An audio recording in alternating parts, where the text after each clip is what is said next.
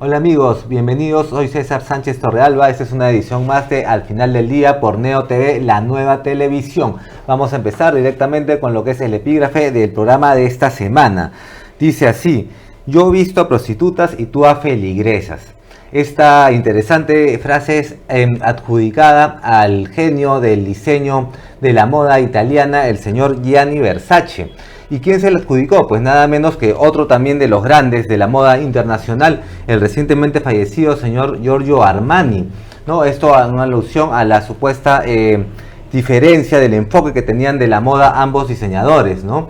A esto podemos añadir que la hermana de Gianni, Donatella Versace, también diseñadora, nunca reconoció esta frase como verdadera o como la autoría real de su hermano, ¿no? Siempre le parecía muy desagradable. Sin embargo, como sabemos, el señor Giorgio Armani solía hablar sin filtro, y esta no es la única frase polémica que ha tenido. Más adelante vamos a hacer un pequeño homenaje al señor Armani, que falleció esta semana, el día de ayer, jueves 4 de septiembre. Así que empezamos de frente con lo que son las 3 de la semana. Y así como hay un vals que dice todos vuelven a la tierra en la que nacieron, en este caso lo que hemos vivido es todos salen de la prisión en la que los encerraron. Y esto en alusión a que en un solo miércoles tuvimos el fin, por el momento al menos, de las prisiones preventivas para la ex premier del golpista Pedro Castillo, la señora Betsy Chávez, y también por supuesto para el señor Martín Vizcarra, el expresidente Martín Vizcarra. Vamos rápidamente a hablar de ambos casos por separado. En el caso de Betsy Chávez, el motivo por el que se revocó o se dio marcha atrás con su prisión preventiva es porque esta en realidad ya había vencido. Hace unas semanas la señora Chávez, que ya había estado en toda esta novela, este culebrón de la huelga de hambre, de que si era por un tema de amor, una estrategia política, etcétera, resulta que en realidad ya llevaba semanas con la prisión preventiva vencida, ¿no? Esto ha sido, sin lugar a dudas, una negligencia prácticamente infantil por parte del Ministerio Público, que no actúa a tiempo, ¿no? Tanto así que el constitucionalista y expresidente del Tribunal Constitucional del TC, el señor Ernesto Álvarez, indicó de que en esos casos solamente o es una situación de negligencia o de complicidad, porque este tecnicismo de no pedir la continuidad o la ampliación de las prisiones preventivas a tiempo es algo que una persona, un abogado en ejercicio no tendría por qué haberlo dejado pasar. Ahora, una de las personas más efusivas con respecto a esta, digamos, a esta resolución, a esta vuelta atrás con respecto a la prisión preventiva de la señora Chávez es su abogado, el señor Raúl Noblecilla, este exalumno del Markham, expulsado, tengo entendido, del colegio Markham, que tiene un idilio bastante febril, digamos, con todas las causas de izquierda mediática acá en el Perú, y no se cansa de, por ejemplo, utilizar términos como dictadura para referirse al gobierno actual, o perseguida política para hablar de Betsy Chávez, o presidente para referirse a Pedro Castillo, ¿no? Toda una serie de términos muy fuera de la realidad, lo cual nos hace pensar un poco en ese tema de la semántica, ¿no? Es decir, el famoso terruqueo, ¿no? La intolerancia hacia las personas que piensan distinto, pero como podemos ver, la semántica es todo un campo de batalla, ¿no? El señor Noblecilla insiste en utilizar términos que no van con la realidad, como por ejemplo decir que el gobierno actual es una dictadura, y sin embargo muchas personas lo repiten, ¿no? Es por eso que no es de extrañar que también haya respuestas desde otros extremos y se pueda utilizar el mote, digamos, del famoso terruco a personas que de repente no exactamente son terroristas, no desarrollan actividades de este tipo, pero sí muestran cierta condescendencia con este tipo de ideologías extremistas. Ahora, esto también hay que aclarar que muestra el tema de Betsy Chávez en un panorama muy incierto, porque la señora Chávez, así como el mismo expresidente Pedro Castillo, no tienen ningún impedimento para postular a lo que son las elecciones congresales para el año 2026. No sé qué está esperando el Congreso de la República para realizar las inhabilitaciones correspondientes. También no podemos dejar de hablar, obviamente, del señor Martín Vizcarra, ¿no? Que es el que está más feliz con esta resolución y que va a continuar haciendo la campaña política que venía realizando antes de haber sido declarado con prisión preventiva, ¿no? Una campaña política, no sé si pueda considerarse ilegal propiamente dicha, ya que el señor está inhabilitado, ¿no? Y aún así todo el tiempo se para anunciando, al igual que su partido, lo anuncian como un candidato natural, ¿no? Es más, algunos analistas también lo daban así, ¿no? Por ejemplo, el señor Tafur, siempre con comentarios un poco ambiguos con respecto a sus principios, también dijo que el señor Vizcarra de todas maneras iba a ser habilitado y que iba a estar en la segunda vuelta, ¿no? Ya lo daba como presidenciable para la segunda vuelta en el 2026. Lo cierto es que el señor Vizcarra aún afronta juicios por el tema de Lomas de Hilo y por el hospital de Moquegua, ¿no? Que debería resolverse o tener una sentencia definitiva ya antes de fin de este año, ¿no? Vamos a ver qué es lo que sucede y si el lagarto al final no sale con alguna de sus cambios de guión, de sus plot twists, y resulta que aparece en la cartilla electoral del año 2026. Esperemos que no suceda, porque acá en el Perú es capaz de ser electo. Por otro lado, ¿qué es lo que sucedió en la semana también con respecto a las encuestas? A ver, apareció una nueva encuesta de Ipsos que mostraba al señor López Aliaga, el actual alcalde de Lima, encabezando dichas encuestas con un 11%, ¿no? Y sacándole hasta 4 puntos a Keiko Fujimori.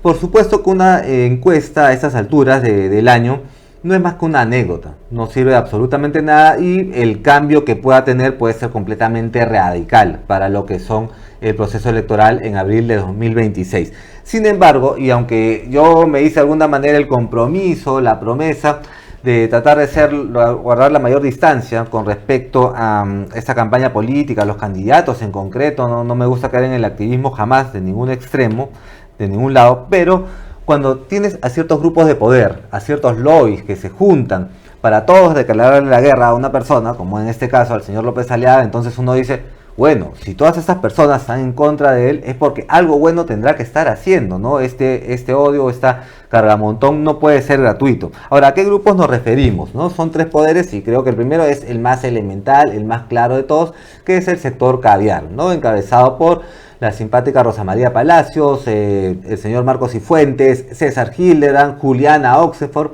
que fueron las primeras viudas de Vizcarra cuando él fue declarado con prisión preventiva, y que ahora definitivamente han comandado mediáticamente toda una campaña contra el señor López Aliaga, especialmente por el tema de los trenes, y de ahí expandiéndola contra toda su figura de potencial candidato presidencial para el año 2026.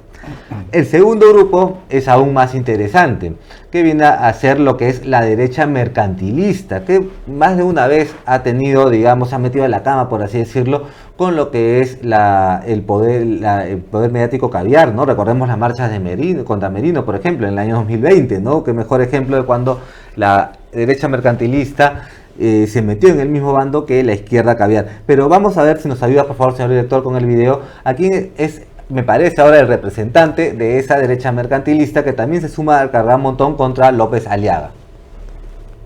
Porque yo no soy manco, ¿ya? Entonces, dile a Rafael que deje de estar pagando gente y troll para que me insulten. Porque yo no soy idiota.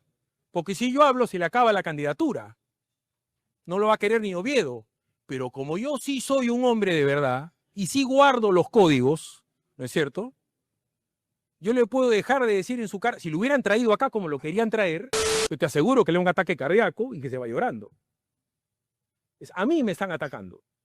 Yo no soy manco, yo soy bueno, pero no soy tonto ni bobo. Y yo le voy a ganar a él. Por la buena o por la mala. Y yo le voy a ganar a él. Por la buena o por la mala. Y fíjate que tan tranquilo soy que hace meses contratan trolls para insultarme. Una persona a la cual yo le he salvado la vida 10 veces, dice que soy malagradecido. 10 veces. 10 veces. Y yo soy el malagradecido. Esa persona tiene su propiedad porque yo tumbé a Castillo. Porque tú, y el señor que está ahí, y el señor que está ahí, y el señor que está ahí, y todos saben que yo soy kilómetros mejor candidato que él. Kilómetros. Y lo que está haciendo, imagínate, poténcialo al Perú. Imagínate, es una persona con su carácter, termina siendo presidente. Bueno, y esto va a continuar. Me parece que este es el nuevo mensaje, el nuevo discurso hacia el que va a apuntar Philip Butters en los siguientes meses, por lo menos en lo que queda del año. Los que siguen su programa, yo lo hago de manera ocasional, digamos 2 o 3 veces a la semana, hemos notado que su léxico ya ha ido cambiando. Hace mucho tiempo, bueno, algunas semanas, que Batters, el Sabelón, ya no enfila sus baterías, sus misiles, sus dardos en contra de los caviares, casi ni menciona esa palabra, ¿no? Es más, el señor Philip Batters ya se autodenominó como un candidato de centro derecho, es lo mismo, ¿no? Al fin y al cabo, un candidato de centro, es decir, ya se pasó al ámbito, al terreno de los tibios, del cual puede operar hacia diferentes lados, ¿no? El conocido influencer político, el profe sobre ruedas, Jorge Ugarte, llamó a Philip Batters Judaters por un tema, parece personal, que tienen entre ellos. Yo no voy a sumarme a ese calificativo, pero sí me atrevo a llamarlo a partir de ahora como el señor Caviaters, porque aparentemente es la nueva carta secreta que tiene ciertos poderes que están, como les comentaba, unidos entre la derecha mercantilista y también el lobby caviar para tumbarse la candidatura del señor López Aliaga. Así como vimos que Rafael Rey, cuando salió a criticar el tema de los trenes, de pronto aparecía reposteado en una serie de páginas de izquierda, en donde él jamás sería considerado una voz digamos, con autorización para hablar de ningún tema prácticamente, lo colocaban de pronto como un experto ferroviario. Yo estoy esperando con mucha emoción en realidad cuando las páginas de izquierda empiezan a colocar a Philip Batters como uno de sus líderes de opinión solamente porque se junta a este cargamontón, y va a suceder. Finalmente, el último grupo es el infaltable grupo de poder del lobby progresista internacional. Más específicamente estamos hablando del diario The Economist, que esta semana sacó una nota también en contra del señor López Aliaga.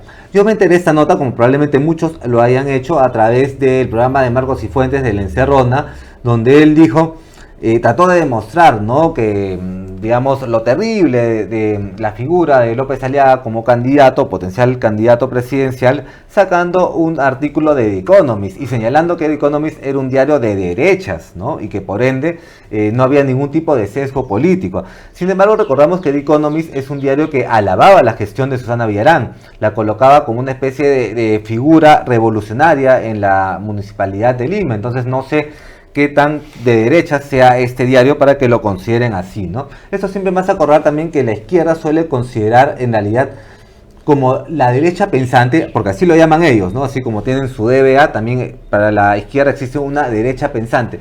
Esa derecha pensante en realidad no es más que el ala caviar, ¿no? Así como el señor Cifuentes considera a The Economist un diario de derechas, hay muchas personas de izquierda que consideran, por ejemplo, a Rosa María Palacios como una señora de derecha, ¿no?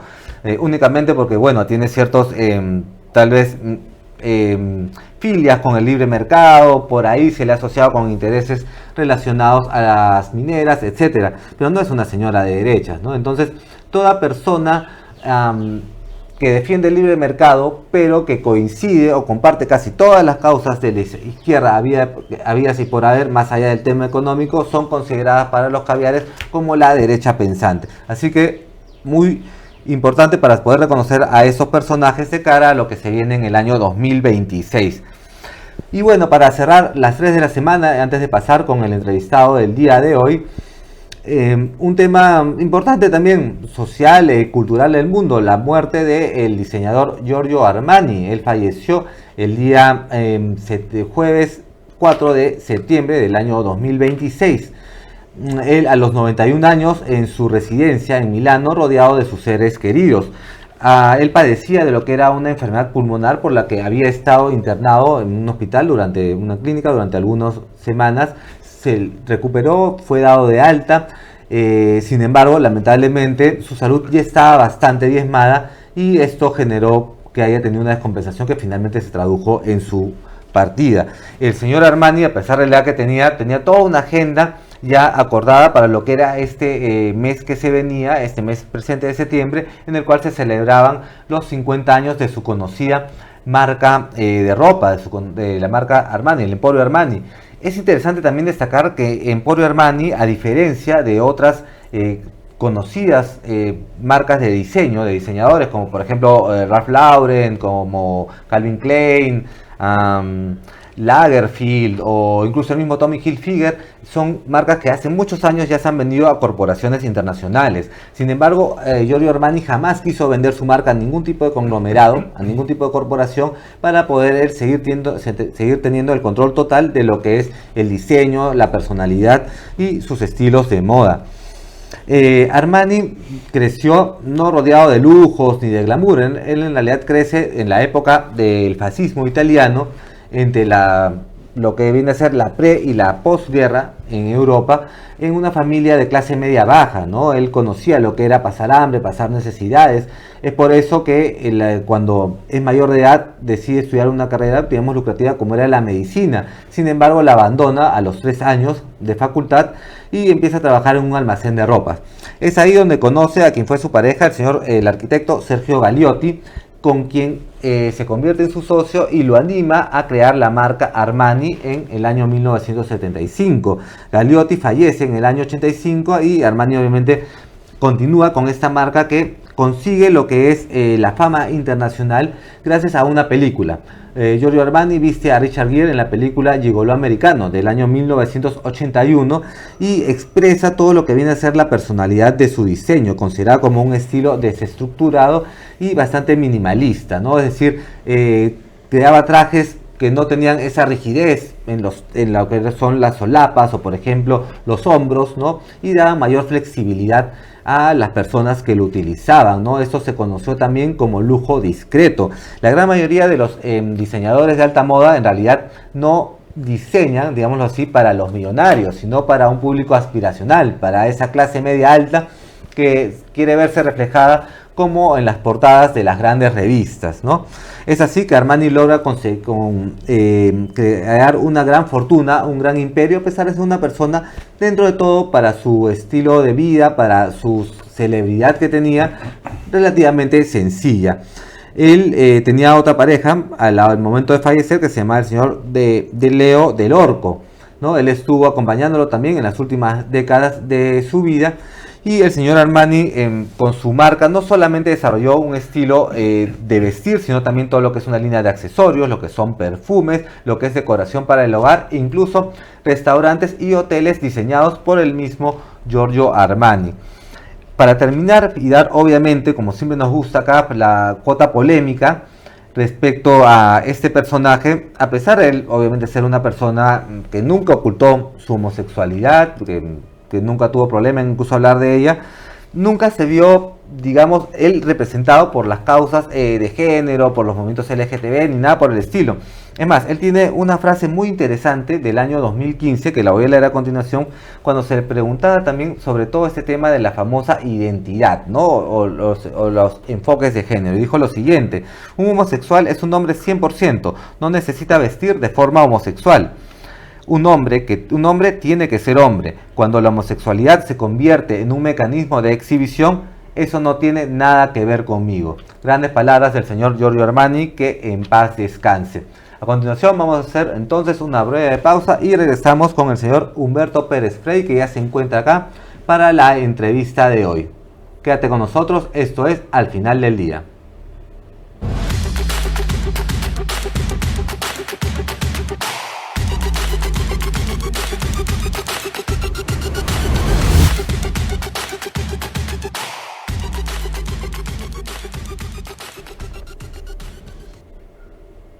Hola amigos, bienvenidos de vuelta al Final del Día. Estamos con el invitado del día de hoy para hablar de temas relacionados a transporte, a seguridad y a coyuntura política en general. Tenemos con nosotros al señor Humberto Pérez Frey, especialista en transporte y seguridad urbana. Humberto, ¿cómo estás? ¿Qué tal, César? Qué gusto estar en tu programa. Por fin estamos acá para tocar los temas que a mí me apasionan y que la gente necesita entender que sí tienen solución. Claro que sí, vamos a hablar entonces sin censura sobre temas muy importantes.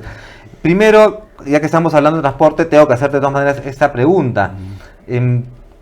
¿Qué ha pasado con cómo ves, digamos, el accionar del señor César Sandoval, ¿no? Con respecto a los trenes propuestos por la Municipalidad de Lima, ¿no? Tenemos muchas versiones. ¿Tú qué harías, en otras palabras, si fuera César Sandoval y digamos que tu jefe no fuera el señor Acuña, ¿no? De manera libre, ¿Qué solución verías tú para esto? Bueno, es una pregunta un poco difícil de contestar porque yo jamás sería como el señor César Sandoval, ¿no? En todo caso, el problema del transporte tiene solución. Lo que pasa es que llega cada esperpento de autoridad al Ministerio de Transporte, muchas veces con el único objetivo de hacer los mejores negocios que puedan en el menor tiempo posible, y en otro caso el de seguir ciertas pautas que la gran jefa de esta mafia que está dentro del Ministerio de Transporte, a quien no tengo yo duda es la señora María Jara, porque ella sigue manejando los hilos de transporte desde varios enfoques, es lo que los, digamos, conduce, ¿no?, por el camino que desgraciadamente han seguido. Yo creo que si yo hubiera sido el ministro de Transporte, yo le hubiera dado todas las facilidades, le hubiera dado todo el apoyo al señor López Aliaga, porque él es una persona que, sin ser yo simpatizante de su candidatura, es una persona que actúa, no habla, actúa. Y creo que una forma a veces de presionar y obligar a las autoridades vigentes a hacer las cosas que hay que hacer es ponerles las cosas por delante y obligarlos a que las utilicen, ¿no? Que es el caso de los trenes que él ha traído, ¿no? Ahora, ¿los trenes son el futuro? Te hago esta pregunta, Humberto, porque ya se ha hecho muchos cuestionamientos que Lima no tiene ya más a dónde tener infraestructura, lo que es carreteras, avenidas. Entonces dicen, no, el tema no es ampliar, como recordás hace un tiempo se ampliaba un carril más, ¿no es cierto? Luego se fue para atrás esa medida para poner las famosas ciclovías. Entonces, ¿cómo es la forma en la que de manera general que se podría organizar el caótico tráfico limeño? Mira, en los años 70 se hizo famoso el sistema BRT, del cual tenemos una sola experiencia, que es el caso del Metropolitano. Acuérdate que, como conversamos en otra entrevista, Lima tiene estudios hechos el año 2002 por JICA, que es una compañía, una empresa muy prestigiosa de Japón, consultora en materia de transporte, y que determinaba que Lima necesitaba en ese momento, con 7-8 millones de habitantes, 10 corredores segregados como el Metropolitano. Desgraciadamente, celos políticos impidieron que Castañeda continuara lo que ya había dejado hecho Andrade, ¿no? Y bueno, hoy en día con una Lima de casi 12 millones de habitantes tenemos pues la obligación de pensar que son por lo menos entre 15 y 17 corredores segregados que se habría que desarrollar, de manera que el tráfico de Lima se refrescara, evidentemente con un servicio que atienda adecuadamente la demanda. Se podría tener un tráfico diferente, ¿no?, al que desgraciadamente hoy en día tenemos. Mucha gente que va en su propio carro o en taxi iría pues en bus porque serían cómodos, rápidos y se cumplirían los 3 requisitos básicos o los 4 requisitos básicos de una línea exitosa en materia de transporte. Uno es que tenga una distancia de entre 30 y 35 kilómetros, que tenga una masa crítica de pasajeros de unos 700.000 y un pasaje de 80 centavos, así como lograr desarrollar la ruta completa a una velocidad de entre 30 y 35 kilómetros por hora, y no como hoy sucede, que desgraciadamente la máxima velocidad que se alcanza en Lima es de 10 kilómetros, ¿no? Ahora, en la práctica, todos definitivamente lo que sufrimos el tráfico limeño, soñamos con una ciudad mucho más organizada, por lo menos en lo que es materia de transporte.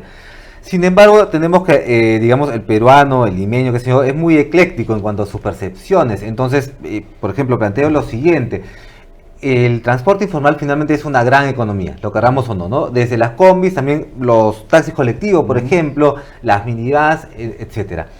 Entonces, más allá de que en todos querramos un lugar organizado, hay una economía que sin lugar a dudas se mueve, se dinamiza gracias al transporte informal. Esto me hace acordar cuando, por ejemplo, el señor Fernán Altuve, cuando asumió la candidatura a la alcaldía de Lima por el tema del señor Curi, ¿no?, que lo metieron preso. Bueno, terminó la candidatura prácticamente creo que por cumplir, porque Altuve no es en sí un hombre de hacer mucha ese tipo de política de plaza, pero él, no sé si recuerdas, Humberto, se subió a una combi, ¿no?, para hacer su campaña. Cuando se subió a la combi le preguntaron al señor Altuve, señor Altuve, usted entonces quiere que haya más combis en Lima, ¿no? Lo cual era una pregunta en verdad bastante complicada para un candidato, porque estaba subido en una combi, ¿no?, haciendo su propaganda, pero a la vez también estaba auspiciando una supuesta también reforma de transporte. Entonces él dijo, bueno, no es que no quiera más, no es que quiera que no haya o no haya más combis, no quiso dar una respuesta concreta por el impacto que podría tener. Entonces lo que quería ir, Humberto, es ¿cómo harías tú para manejar también todo este tema de la economía informal que hay en torno al transporte ante una eventual formalización, un proyecto, realmente una reforma fuerte con la autoridad que se necesita de transporte? ¿Cómo harías para manejar eso? Yo lo primero que quiero hacer es entender a los televidentes el hecho de que si existe transporte informal es porque los formales no están en capacidad de satisfacer la demanda. Si hay gente que llega a la estación de Naranjal del Metropolitano y ve que hay colas interminables y que la hora le gana para llegar, ¿qué es lo que hace? Toma un taxi colectivo. Yo he visto en algún momento propios inspectores del ATO que toman taxi colectivo, y cuando les preguntan por qué toman taxi colectivo si ellos están combatiendo a los taxis colectivos, es porque con ellos llego más rápido. O sea, eso le da una solución, una respuesta de por qué existe. Esa es una de las causas, ¿no? No se olviden que cuando no se está en condiciones de atender la demanda que existe, siempre va a haber alguien dispuesto a hacerlo. Y como hay tantos desocupados en el Perú, entonces esa gente es la que toma su autito o su camioneta chinita, esas pequeñas, y sale a hacer taxi colectivo. Entonces la solución en este caso no es botarlos, es formalizarlos. Hay 16 corredores, o entre 13 y 16 corredores que están por hacerse, que deberían hacerse. Esos corredores perfectamente bien podrían absorberlos a ellos, y como les dije en la entrevista en el otro programa que tuvimos hace unos días, cada 6, cada 7 choferes podrían ser dueños de un bus biarticulado, que es otro de los defectos que desgraciadamente ha tenido el Metropolitano, porque el Metropolitano en concepción es correcto. Lo que pasa es que no está en condiciones de atender la demanda porque usa solamente buses articulados y no hay la cantidad de buses ni del tamaño requerido para evacuar los flujos de pasajeros. Entonces estos 6 choferes podrían ser dueños de un bus, trabajar 6 horas, que es lo que internacionalmente es un estándar, que es lo que debe manejar un chofer, y no pues las 16 horas que a veces están sentados encima de una combi. Por eso entendemos el estado de ánimo en el que se encuentran. Y con eso ellos adquirirían una cierta formalidad, porque al ser dueños de los buses serían parte de un sistema en donde habría seguro social, atención médica, habría vacaciones, habría utilidades, y su vida cambiaría para ellos y para nosotros, que tendríamos un sistema que en vez de andar a 10 kilómetros por hora, que nos hace recorrer ciertos espacios que necesitamos recorrer todos los días, en 3 o 4 horas lo haríamos en 1 hora. Entonces la vida cambiaría para todos, ¿no? Claro. Ahora, acá el Perú funciona también de una manera muy particular. El politólogo argentino Agustín Laje definió al Perú como un país, digamos, que se desarrollaba bajo una dinámica anarcocapitalista, que funcionaba no gracias al Estado, sino a pesar del Estado. Entonces esto nos lleva a toda una serie de controversias que tú, como una persona de pensamiento liberal, también la has escuchado sustentada muchas veces, ¿no? Es decir, ante esta, por ejemplo, informalidad que hay, entonces, ¿cuál es la respuesta? Es porque, como diría, por ejemplo, la izquierda o la centroizquierda, porque no hay una presencia fuerte del Estado, necesitamos entonces más Estado para que exista esto, o porque no hay la coordinación necesaria con los entes privados. El tema es mucho más complejo que eso, ¿no? El tema es que desgraciadamente el Perú es un país donde no hay inversiones para que haya mega empresas. La micro y pequeña empresa no puede venderle a medianas y grandes empresas porque no existe la demanda de lo que podría ser. China, ¿cómo ha desarrollado? En China se le dio facilidad a todo el que quisiera hacer empresa, y el Banco de China les presta dinero porque, como explicaba en el ejemplo que creo que expliqué el otro día, en una fábrica de motos, una moto tiene más o menos 150 piezas. Una pieza considerada es el motor. El motor es una sola pieza porque la hace una sola empresa. Pero todas las demás partes de esa moto, las manillas, las luces, el guardabarro, todas las partes que ustedes puedan imaginarse en una moto, las hace un microempresario. Una persona que compra sus materiales, va a un taller, lo dobla, en otro taller lo suelda, en otro taller lo pinta, y en otro taller lo embolsa y lo entrega a esas medianas y grandes empresas que en China no son fábricas, son simples ensambladoras. Ellos le compran a miles y miles de pequeños productores, los microempresarios que nosotros tanto demandamos que se les dé el apoyo. Entonces, ¿cuál es la moraleja de esto? De que lo que se necesita en el Perú es que, como decía Bedoya allá por los años 70, 80, el Estado tiene que dar las condiciones para que haya mega inversiones, de manera que esas grandes empresas den trabajo a todos estos microempresarios, generen prosperidad y que finalmente el círculo virtuoso del capitalismo funcione, ¿no? Existe, entonces. No quería dejar pasar el tema de los trenes, porque tú me preguntaste de los trenes. Los trenes son útiles, pero depende para qué. Un tren no puede parar cada 5 cuadras. De manera que para eso están los corredores o están los metros. Ahora, si comparamos el costo de la construcción de un metro y el desarrollar un corredor segregado, pues es mucho más económico hacer un corredor segregado y mucho más rápido de ejecutar. Por eso que no se asusten. Es cierto, ya no existen espacios como los que había en la vía expresa, pero hoy en día hay soluciones que resuelven ese problema. Por ejemplo, cambiar los paraderos anchos y cortos por paraderos más angostos y alargados como los paraderos tubulares que hay en Curitiba.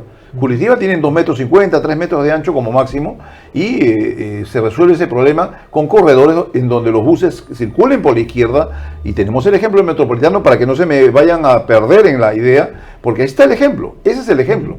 De manera que el servicio de transporte debe brindarse con paradores de validación previa, donde tú marcas tu tarjeta al entrar al paradero, bajas a tu andén, llega el bus, abre la puerta, baja la gente, sube la gente, cierra la puerta y se va.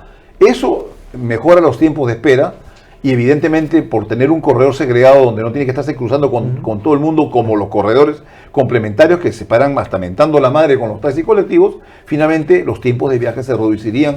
Entonces el círculo virtuoso del éxito y de la fluidez en la movilidad urbana se daría de manera sintomática, ¿no? Y el aspecto presupuestario, porque por ejemplo el señor Sandoval también mencionó de que él no quería los trenes de la Municipalidad de Lima porque eran trenes con 40 años de antigüedad, ¿no? Que lo considerando, comparando con un chosicano, la verdad es una maravilla, pero bueno, decía, no, queremos hacer trenes todo nuevo, estaciones, todo nuevo. A mí me parece genial, obviamente, pero eso es realista, porque a lo que si eso es una posibilidad, entonces ¿por qué no se hizo antes? No entiendo eso. Bueno, la molestia de los señores es probablemente porque les han quitado el negocio de la mano, pues, ¿no? Conseguir algo bonado significa que no va a haber choreo en la convocatoria a la compra de trenes. Pero estos tipos de negocios se entregan llave en mano a algunos inversionistas, no como los sinvergüenzas que llegaron a administrar el Metropolitano y que no hicieron infraestructura, no consiguieron el dinero, no trajeron el dinero para comprar los buses, el Estado se los dio, no han pagado un centavo y hasta el día de hoy esa deuda está impaga. Y además recaudan un montón de dinero y no entregan absolutamente nada al país y encima exigen resarcimientos que el Estado tiene que darles. Ahí hay que hacer una profunda investigación de esos resarcimientos y todos esos contratos que se han hecho, porque a mí no me cabe la menor duda que hay una tremenda tajada que se llevan quienes otorgan los resarcimientos y las compensaciones, ¿no? El sector transportes es uno de los sectores más corruptos que hay en el Perú, más contaminados con ese tipo de negociados y evidentemente, como una vez me dijo un exministro, es la caja grande del gobierno. Claro. Humberto, pasando un poco a lo que son temas que también te competen, como por ejemplo la seguridad. Estaba viendo hace unos días un TikTok del exalcalde y ahora candidato presidencial también, el exalcalde de Moche, el señor Arturo Fernández, el de los famosos huacos fálicos. Y él hace una grabación en vivo a una bodega que estaba siendo víctima de extorsiones y le pide al dueño el número del extorsionador. Y en vivo llama, ¿no? Aló, señor extorsionador, ¿cómo está? Soy el señor Arturo Fernández. Y quería conversar directamente con él para, en teoría, convencerlo. Actuar, digamos, en el momento, porque él decía lo siguiente, ¿no? Que en principio tiene razón, ¿no? O bueno, suena lógico. Cuando a una persona le extorsionan, ¿qué pasa? Va a la comisaría, pone un parte y ahí queda la cuestión. Quizás lo mandan a la DIRINCRI. El punto es que uno se va a su casa rogándole a Dios de que las amenazas no se cumplan, porque en la práctica no va a pasar absolutamente nada más. Entonces, él decía eso tiene que resolverse en el momento. Entonces, bueno, más allá del tema pintoresco, porque al final no le contestó el extorsionador la llamada y más bien dejó, me parece, con un problema aún más grande al dueño de la bodega, porque le dejó el teléfono, el señor se fue y el extorsionador obviamente iba a volver a llamar. La pregunta es este tema, y que también tiene que ver con el transporte, porque los transportistas no pueden también laborar por el tema de las extorsiones. ¿Tendría algún tipo de solución, de innovación que sea algo más, señor Humberto, que simplemente rogar porque poner tu denuncia y rogar porque no te maten? Mira, el problema de la inseguridad tiene solución. Así como el transporte tiene solución, aplicando medidas y acciones que se han tomado en otros países y en donde se ha resuelto, pero evidentemente con gente que conozca el tema. El tema de la inseguridad y el transporte y la seguridad tienen una gran conexión, y también se los comentaba en la entrevista pasada, en el sentido de que yo lo que estoy planteando es el lanzamiento de un sistema de patrullaje con drones, ¿no? Que en realidad el dron es un nombre mal utilizado, porque el dron es como cuando se usaba la palabra frigider y era la marca de una nevera, ¿no? Los drones en realidad son vans. son vehículos aéreos no tripulados, ¿no? Ese es el verdadero nombre, y es bueno que la gente se familiarice para utilizar los términos correctamente. Estos drones tienen que estar sostenidos en base a un software muy robusto que permita manejar todas las variables de la operación de los drones, así como toda la tecnología embarcada. Un dron de este tipo puede agarrar un cuadrante, por ejemplo, imaginémonos, vamos a hacer uso de la imaginación. Avenida Tacna, Avenida Bancay, Río Rímac, Plaza Grau. Ese cuadrante, la Lima cuadrada, la Lima monumental. Ese dron puede estar patrullando permanentemente la ciudad, captando imágenes en todo su recorrido, al margen de que pueda existir también cámaras y otro tipo de mecanismo de control ciudadano.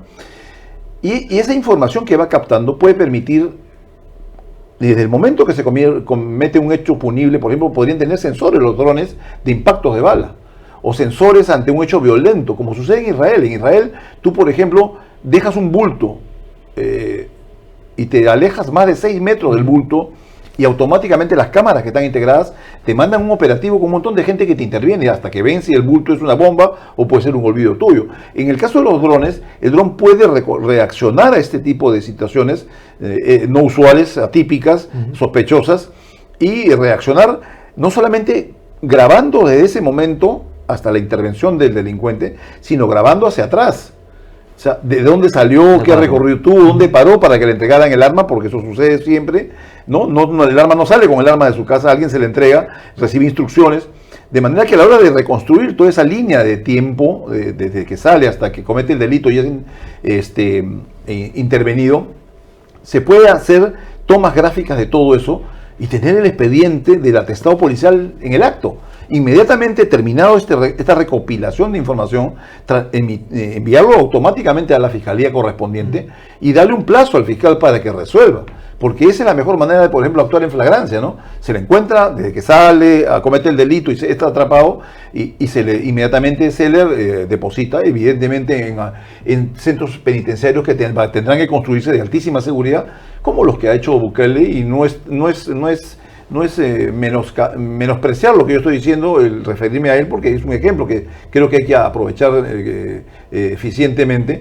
Y esos drones podrían tener cámaras termográficas para ver a través de las paredes, cámaras infrarrojas para ver en la noche, cámaras de reconocimiento facial, biométricas de reconocimiento facial, pueden tener inclusive un megáfono que le dé la orden de alto al delincuente, y si 2 veces no lo hace, pues a lanzarle un electrodo a través de un taser, y no la tontería que dijo el alcalde de Lima, que tiraban, que explotaban, porque imagínense los daños colaterales que eso podría generar, ¿no?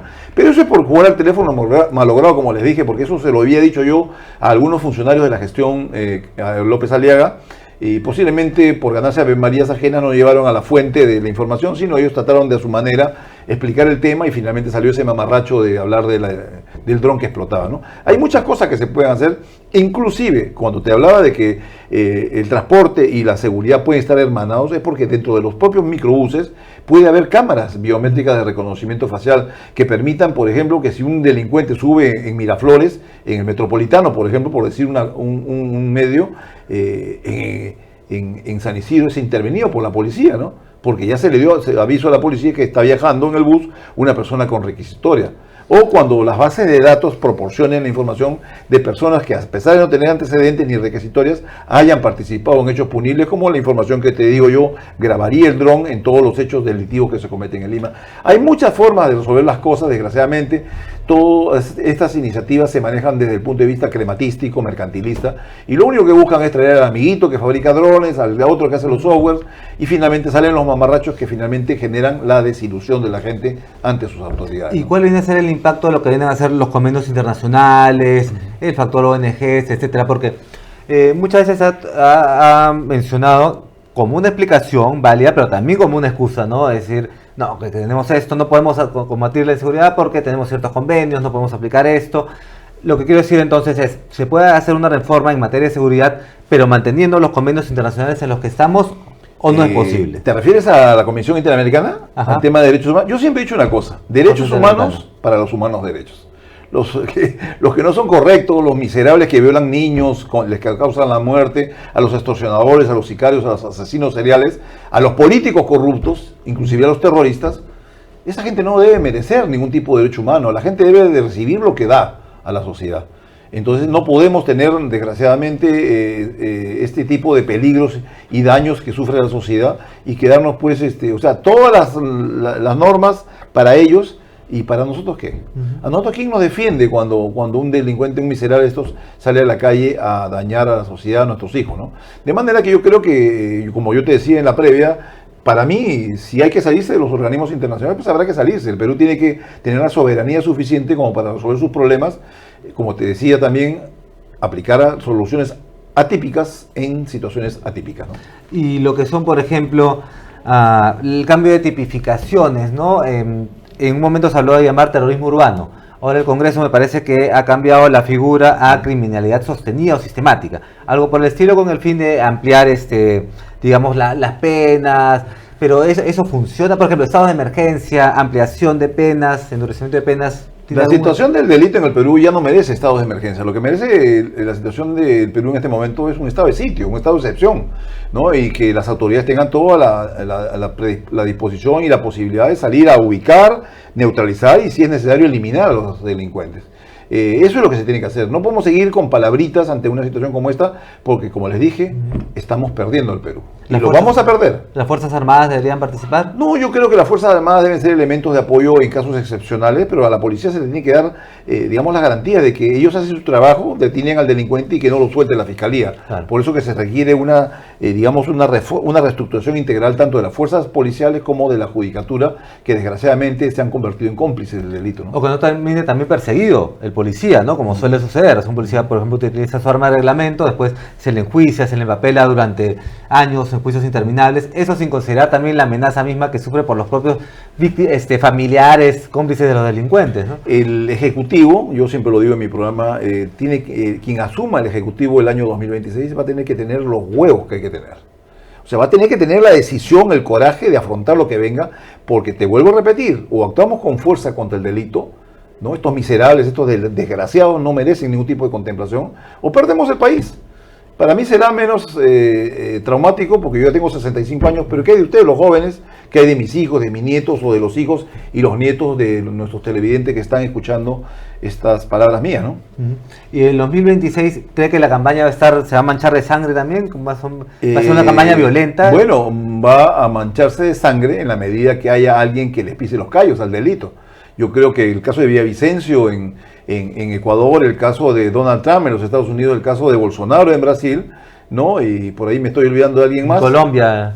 Claro, el senador Uribe Turbay. En la medida que sientan amenazados sus intereses los delincuentes, que son socios y son primos hermanos de los caviares, de los izquierdistas, porque yo también he explicado eso, la izquierda alcahuetea al delito porque ellos se sienten hermanos en la desgracia, entre comillas, aduciendo al injusto sistema capitalista los males que ellos sufren y por los cuales el pobre tiene que robar para comer y el comunista tiene que quitarle al rico para darle al pobre. Son los mismos principios.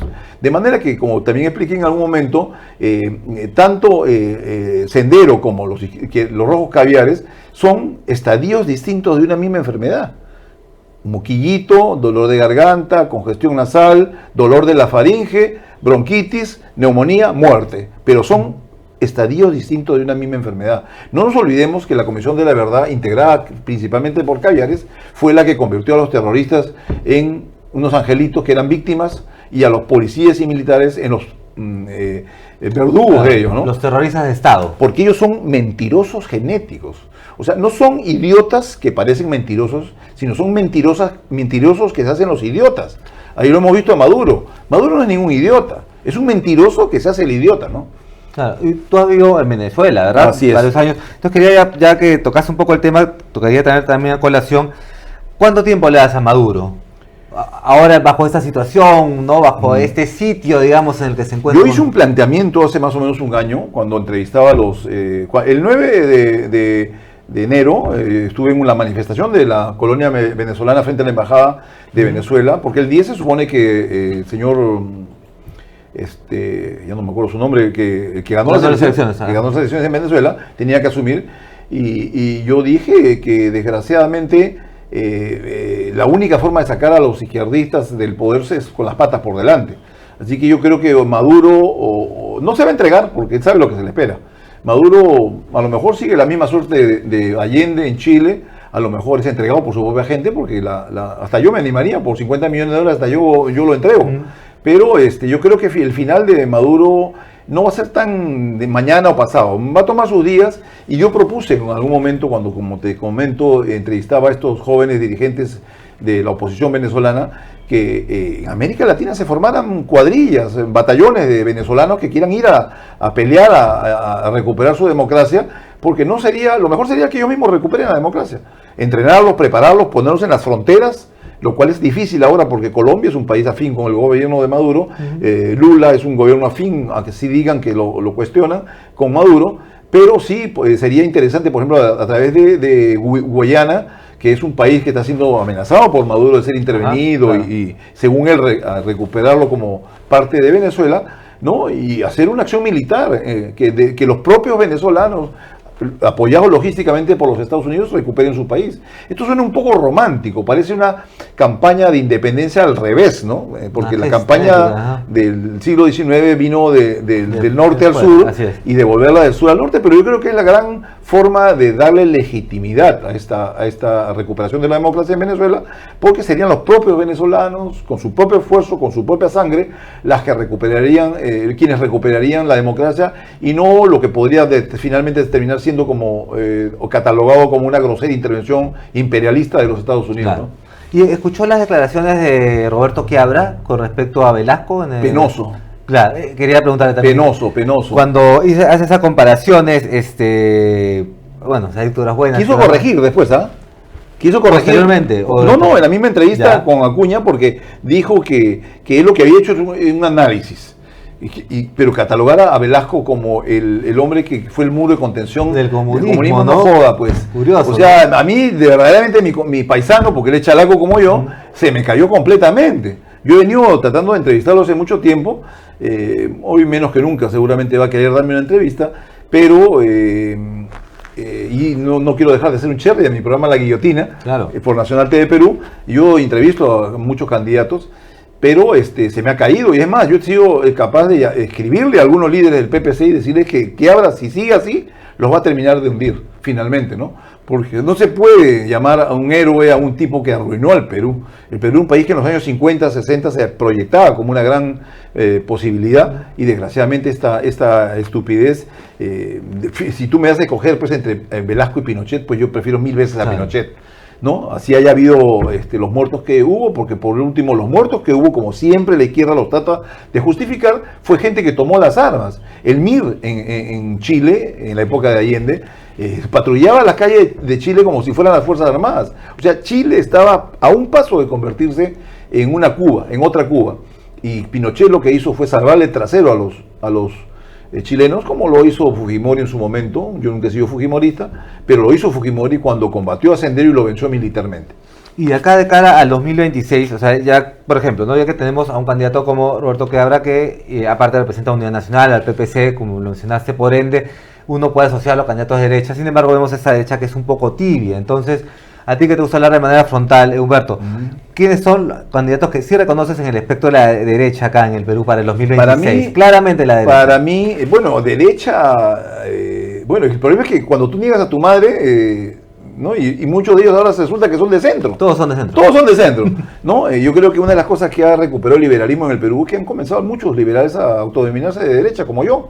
Yo soy un liberal de derecha republicana, ¿no? Soy, en materia política, soy conservador, y soy liberal clásico en materia económica, de manera que represento lo que hoy en día se llama en el mundo entero el fusionismo. Porque es mucho más fácil hacer un pacto entre la derecha conservadora sana y la derecha liberal sana, ¿no? Que hacerlo con la izquierda, porque eso es algo absolutamente contra natura. Por eso yo salí en algún momento de mi vida a reclamarle a Vargas Llosa que cómo era posible que él se hubiera autodenominado un liberal de izquierda. Pues no joda, ¿no? O sea, eso es una cosa totalmente contra natura, ¿no? Como la señora que tú mencionaste, la periodista, ¿cómo se llama? Rosa María Palacios. Ajá. Y todos esos que terminan asociándose a los izquierdistas, diciéndose, digamos, de pensamiento liberal en lo económico, ¿no? Claro, ahora, pero también hay una derecha mercantilista, ¿no? O sea, que no cree, digamos, en un tipo de ideologías y que hoy puede casarse con uno como puede casarse con otro, ¿no? Pero no solamente una derecha mercantilista, en realidad la izquierda también es bien mercantilista. Okay. Y cuando roba, roba más que la derecha. Como decía Pablo Escobar, perdón, a nadie le gusta más el dinero en efectivo con nombre de izquierda, ¿no? Así es, porque él cómo negociaba con los terroristas del M-19 y las fuerzas rebeldes en Colombia, y le pedían hasta más plata que los propios políticos de Colombia. Yo creo que en todos lados hay mercantilistas. ¿A quién no le gusta el dinero? A todos nos gusta el dinero. El asunto es que el Estado, el gobierno, las autoridades le pongan las cortapisas a esa posibilidad del robo. Yo siempre he dicho que la mejor manera, y no es una... Petro dice algo similar con respecto de que si algunas cosas que hoy día son consideradas delito no se consideran delito, habría menos delito. No es una petrada, por si acaso, lo que voy a decir. Pero si nosotros reducimos el Estado, reducimos la fuente de corrupción, por tanto hacemos un efectivo control de daños al daño que se le hace a la sociedad cuando se le roba los recursos. No podemos eliminar la corrupción porque es algo inherente al ser humano, pero si le damos la menor cantidad de oportunidades a los políticos y tenemos menos lugares que se consideran botín para ellos, entonces la corrupción hará menos daño y menos impacto en la sociedad. Ahora, pero ese botín también, y que por ejemplo lo suelen aprovechar los agitadores muy bien, se suele asociar precisamente o paradójicamente a una supuesta falta de Estado. Entonces, decir, por ejemplo, ¿no? Tenemos que en tal comunidad donde hay una obra minera, un proyecto minero, de pronto mueven a toda la gente, todos quieren protestar, nadie quiere la minería porque simplemente el Estado nunca estuvo ahí presente, ¿no? El tema, por ejemplo, la falta de carreteras, tú que ves temas de transporte, hay lugares donde la gente tiene que caminar horas en las provincias, en las zonas rurales, para hacer una llamada telefónica, ¿no? Eso, ¿ausencia de qué es entonces? Ya, lo que pasa es que les dije también una frase el otro día que es muy, digamos, gráfica de esto. Tanto Estado como sea necesario, pero tampoco como sea posible. El Estado tiene que estar en materia de seguridad, justicia y obras públicas. Pero infraestructura, cuando el privado no le es rentable una obra pública, ¿no? Donde es necesaria una obra pública y el empresario no quiere entrar porque simplemente no le genera utilidad, el Estado tiene que intervenir necesariamente. De manera que tenemos, si nosotros redujéramos este país, los 19 ministerios a solamente 7, Interior, Defensa, Relaciones Exteriores, Infraestructura, Apoyo Social, que es Educación, Salud y Pensiones y Jubilaciones, y por ahí me puedo estar olvidando de alguno, de repente Justicia, creo que no lo mencioné. Si nosotros redujéramos a 7 ministerios, esos 12 ministerios restantes, ese presupuesto debe repartirse en aquellas cosas que se requieren. Por ejemplo, en seguridad pública, en tener buenos equipos, tener drones, patrullaje policial, en medicina, en la parte social, en la parte del Ministerio de Apoyo Social, que tendría Educación, Salud y Pensiones, tendríamos buenas postas médicas, donde no pueden llegar clínicas, ni es negocio estar ahí. Y en esos lugares donde el botín que ha tenido la izquierda caviar con sus consultorías y sus asesorías, tenemos los anaqueles de las bibliotecas de los ministerios de ese tipo, llenas de proyectos que nunca sirvieron para nada, pero que costaron miles y miles de dólares. O como ese invitado tuyo que tuviste el otro día que confesó el haber trabajado muchos años en el Estado, ¿no? El del pañuelito palestino, y que decía que en Irán las mujeres se usaban la hijab por la burka, porque lo hacían porque a ellas les gustaba. Mentira, pues. Por eso yo digo que los izquierdistas son unos mentirosos que se hacen los idiotas.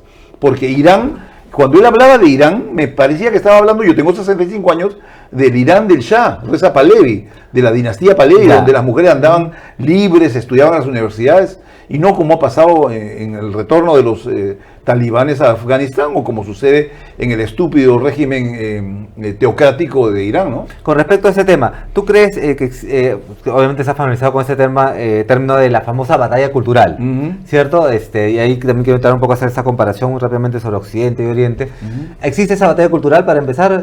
No, sí, de hecho la hay, y no nos olvidemos que en los años 70 por ahí surge la Escuela de Frankfurt, donde nace el marxismo cultural, ¿no? Y ellos comienzan a darse cuenta que retrocedían cada vez más. Luego viene pues la caída del muro de Berlín, y ahí fue el acabose para ellos, pero dijeron, ¿cómo hacemos para recuperar aquellos bolsones de votantes que hemos perdido? Las minorías. Entonces, identificaron minorías, entre comillas, vulnerables, los gays, las feministas, los proabortistas, todos estos, como yo le llamo, mini yayas del sistema, Porque evidentemente, pues, yo soy un tipo convencido de que solo existe hombre y mujer. Okay. Como decía Armani, yo soy hombre y seré hombre hasta que me muera, ¿no? La utilización, digamos... Aunque él digamos que era de tendencia homosexual. Era homosexual, sin embargo, pero... no quería el escándalo que por lo general genera este tipo de prácticas, porque sabía que eso era una utilización perversa de la homosexualidad. Si existe hombre o mujer, eso, si el día que tú encuentras 2 cadáveres en una tumba y el antropólogo tiene que hacer los exámenes, va a decir es hombre o mujer, no va a decir es gay o lesbiana. O sea, eso es imposible, lo que demuestra que genéticamente solo existen 2 géneros, ¿no? Entonces, el uso de este tipo de lenguajes, la estupidez de usar el A, la O, la E, ¿no? Amigues, esas estupideces que suenan hasta mal al oído de una persona sana, son cosas que han ido inventando porque el objetivo de la izquierda es destruir a la familia. Yo lo dije también en algunas entrevistas, el mayor logro que ha tenido el gobierno del chavismo en Venezuela es haber destruido a la familia en Venezuela, ¿no? Esta confusión que han generado y esta obligatoriedad de que muchas partes de la familia se tengan que emigrar para poder, digamos, mandar los recursos a su familia, ha hecho que miles y millones de familias venezolanas se hayan fracturado. Claro. Esa es una realidad, ¿no? Entonces, lo que busca la sociedad, por eso es que ellos buscan el matrimonio homosexual, ¿no? ¿Por qué? Porque no quieren que el ser humano se reproduzca. Quieren acabar con la familia, quieren hacer un control, digamos, demográfico a través de ese tipo de prácticas. ¿Dónde se ha visto que los gays anden con una revera del Che Guevara? Claro. Cuando el Che Guevara los fusilaba en la cabaña en Cuba, ¿no? Cuando hablaba tan despectivamente de ellos. De manera que es impresionante cómo estos códigos que están ellos queriendo meter en la sociedad, obligándonos a pensar de una manera contra natura, va generando una distorsión en la propia especie humana, ¿no? Ahora, pero no habría tal vez una contradicción en el aspecto de que, por ejemplo, los sectores conservadores, que son los que más digamos, atención le dan a todo ese tema de la conservación de la familia, bueno, nuclear, a lo que es leyes contra, bueno, no legalizar el aborto, etcétera, señalan de que el progresismo, ¿no? El progresismo es el que está arruinando a Occidente, ¿no? Y que por el contrario, a veces toman como referencia, más bien, como contraposición a la cultura islámica, ¿no? Porque ahí es todo lo contrario, ¿no? Efectivamente. Pero te está yendo a un extremo también, ¿no? Claro, por supuesto, ¿no? Por supuesto, pero estoy tratando de ver donde hay una posible contradicción o paradoja, ¿no? Entonces, porque voy a esto, ¿no? O sea, se dice que más bien la liberalización, ¿no? En todos los sentidos, tanto económica como social, es lo que ha permitido esta expansión, que se hegemonice, digámoslo así, lo que es el progresismo, ¿no? Y que más bien sociedades que no han permitido esto, que son las islámicas, todo lo contrario, ¿no? No ha habido esa infiltración, pero efectivamente es un extremo, ¿no? Entonces, ¿habría alguna forma de controlar esto? Porque un poco para terminar, cerrar esta apreciación y escuchar tu opinión, Humberto, se habla mucho del tema también, efectivamente, ¿no? Ahorita vivimos lo que se llama el invierno demográfico, ¿no? Estamos con mínimos de lo que son matrimonios, lo que son, por ejemplo, tasas de natalidad, incluso hasta la sexualidad, contrariamente a lo que se piensa, es menor en estos tiempos que en otras generaciones. Solo que ahora, bueno, la pornografía ha sido mucho más explícita, pero en realidad, ¿no? La gente no se está relacionando en esos sentidos. Entonces se culpa de esto a toda una agenda globalista, progresista, que infunde estas ideas. Pero a la vez también notamos que hay cierta, digamos, naturalidad en el sentido, por ejemplo, ¿no? El estilo de vida es otro. Antes la persona salía a trabajar a las 7 de la mañana y podía regresar a las 5 o 6 de la tarde y estar con la familia. Ahora sales a las 7 de la mañana y no sabes a qué hora vas a regresar. Hasta en eso creo que la izquierda es cómplice. Porque el Perú ha estado gobernado por izquierdistas en los últimos 30 años. Pero ellos dicen que la izquierda no ha gobernado. Bueno, digan lo que les dé la gana. Ellos mienten demasiado, Claro. Yo asumo, perdón, que si no se implanta el marxismo total, entonces no es izquierda, porque ¿verdad? no resolver los problemas del transporte, de la movilidad urbana y que generar esta situación que tú comentas de que los padres se van cuando los hijos están durmiendo y regresan cuando están durmiendo, es una forma de joderle la vida a la familia. Claro. Es otro de las aristas que ellos siembran o generan Por si acaso, el lenguaje gestual, dicen que tocarse la nariz en medio de una entrevista es mentir. En mi caso no, porque tengo un problema de sinusitis. Así que quede claro, porque mucha gente interpreta las cosas de manera equivocada, porque el lenguaje gestual es muy importante, ¿no? No malutilicen ciertas cosas para eso, y quiero puntualizarlo porque yo sé que va a haber gente que va a usar ese tipo de observaciones. Correcto. En el caso del marxismo cultural, es evidente pues que está acabando con la sociedad occidental como la conocemos, ¿no? Y el debilitamiento, en esto la izquierda es cómplice del eje del mal. Yo no tengo la menor duda de que el eje del mal son China, Rusia, Irán y Corea del Norte, con todos sus satélites como Venezuela, Cuba y todos los que defienden las barbaridades que ellos defienden. ¿Por qué? Y no se dan cuenta de una cosa, que estas sociedades violentas como la que tú mencionas, que quieren acabar con los infieles, y ojo que los infieles somos todos los que no somos musulmanes, ¿ah? El Corán, en varias de las suras que tiene, habla de acabar con los infieles, eliminar a los infieles, sino someterlos, obligarlos a pagar impuestos. Entonces, eso va debilitando. Mira lo que ha pasado en los países nórdicos. Los países nórdicos eran temidos antiguamente. Le tenían miedo hasta los ingleses, los alemanes. Sin embargo, hoy en día los países nórdicos están siendo rebasados por la inmigración musulmana. Hay barrios completos en Oslo, en la capital de Dinamarca, Copenhague.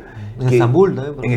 Perdón, disculpa, en Suecia, Estocolmo. En Estocolmo, donde es imposible que la policía siquiera entre. Entonces, ¿cómo tú puedes entender cómo la involución de una sociedad? Porque todo lo que se llama, civilización, no necesariamente es del todo positivo, porque la extremada civilización de los nórdicos ha hecho que hoy en día se vean rebasados por aquellos que antes les tenían miedo. Claro, el reemplazo cultural que le llaman, ¿no? Hay un reemplazo cultural, y como su tasa de crecimiento demográfico de ellos es superior, ya tenemos, por ejemplo, en Londres un alcalde musulmán, y sigue repitiendo ese tipo de cosas. Por eso creo que estamos asistiendo al fin de Europa como tal.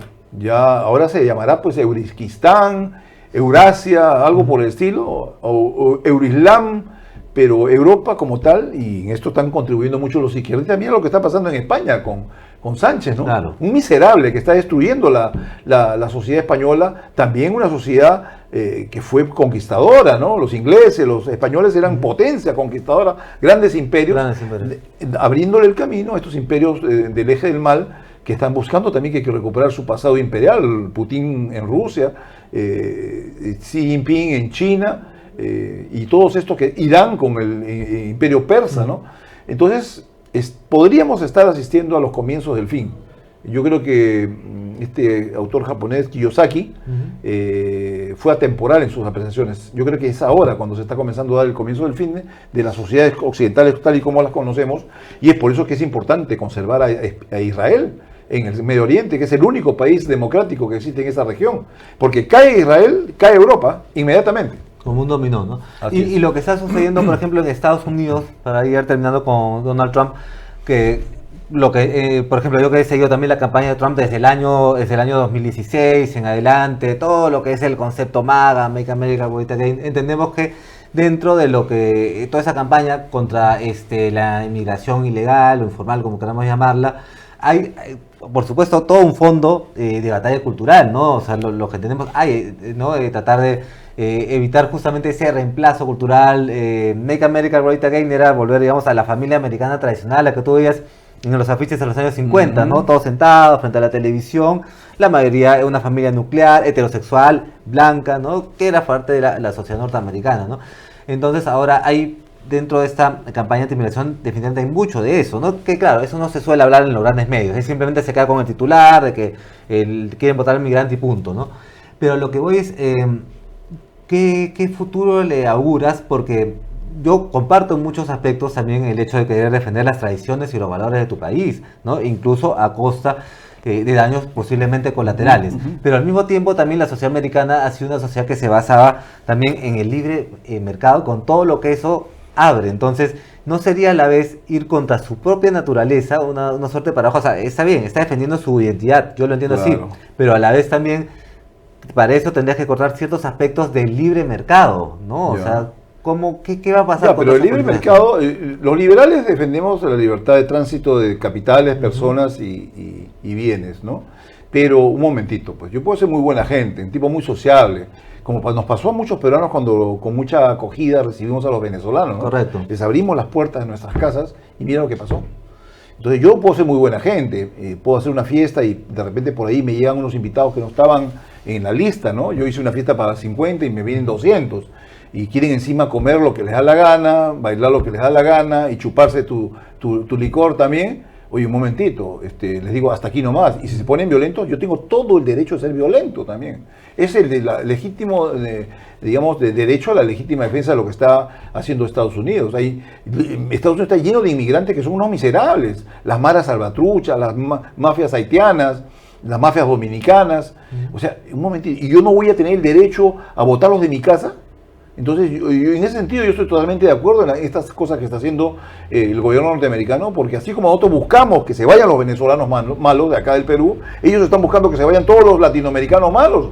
Entonces, ¿de qué clase de doble rasero tenemos los peruanos al condenar lo que está haciendo Trump y al decir no, que se vayan los venezolanos, que lo metan preso, que lo maten? Entonces, ¿qué doble rasero tenemos? Claro. Tenemos que ser siempre consecuentes y coherentes en lo que planteamos, ¿no? Bueno, incluso que el peruano promedio también lo piensa antes de dar, por ejemplo, trabajo a un venezolano, alquilar una habitación, un departamento, pero ¿no? cada vez estamos siendo más rebasados por ellos. Como yo les digo, a veces me paro en los micros y le digo a la gente, porque yo tengo esa frescura de pararme en los micros cuando veo que un chofer venezolano está maltratando a la gente, ¿no? Y les digo, señores, por eso es que los venezolanos han puesto la pata en el cuello, porque somos demasiado mansos. Tenemos que reclamar, tenemos que levantarnos y protestar. El único que se come ese tipo de problemas con mucha frecuencia en los micros soy yo, ¿no? Aunque no lo creas, ¿no?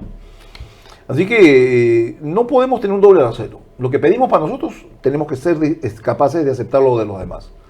Humberto, para la pregunta final, ¿de dónde crees que va a venir el próximo presidente en 2026? ¿De qué sector me refiero? Tengo miedo de no encontrar que no encontremos a la persona indicada. Para mí, ya se los dije en una entrevista anterior, como te digo, el mejor candidato que hay estructuralmente preparado para ser presidente del Perú es Carlos Spa. Es un hombre muy preparado, es una persona que está, creo... El problema pues es que... Un liberal clásico también, él es un liberal clásico. El problema es que me encantaría que tuviese la vehemencia y la fuerza de Milei, porque lo que la gente está esperando en este país es ver sangre. Y ver sangre de todos aquellos que le han causado daño en el pasado. Entonces, si sale alguien ofreciéndole la cabeza de estos miserables políticos que hemos tenido en el Perú, porque eso es lo que hemos tenido, unos miserables, me encantaría a mí llegar al Congreso algún día y dar el discurso que les mencioné el otro día, que yo ya tengo preparado. Sería un discurso histórico de cómo tratar a esta clase política miserable que hemos tenido y de cómo hacer que la gente se levante, ¿no? Tenemos que modificar muchas cosas de nuestra estructura legal en el Perú, tenemos que implementar la elección por distrito único, un distrito uninominal, donde cada peruano tenga un representante que lo represente y a quien reclamar cuando las cosas no se hacen como es debido. Tenemos que tener la fórmula de renovación por tercios o por mitades a mitad de mandato. Tenemos que hacer muchas cosas, ¿no? Desgraciadamente estos señores hacen las leyes, han modificado un montón de artículos de la Constitución para beneficiarse de ellos, para mantenerse en el poder. Y eso va a tener que hacerlo un presidente. Si yo fuera elegido presidente, como le dije que yo no voy a poder ser elegido porque no estoy inscrito en ningún partido y no soy candidato por nadie, yo lo que haría sería rápidamente presentar mi plan de trabajo, un cambio drástico de las estructuras desde lo más profundo de nuestro país.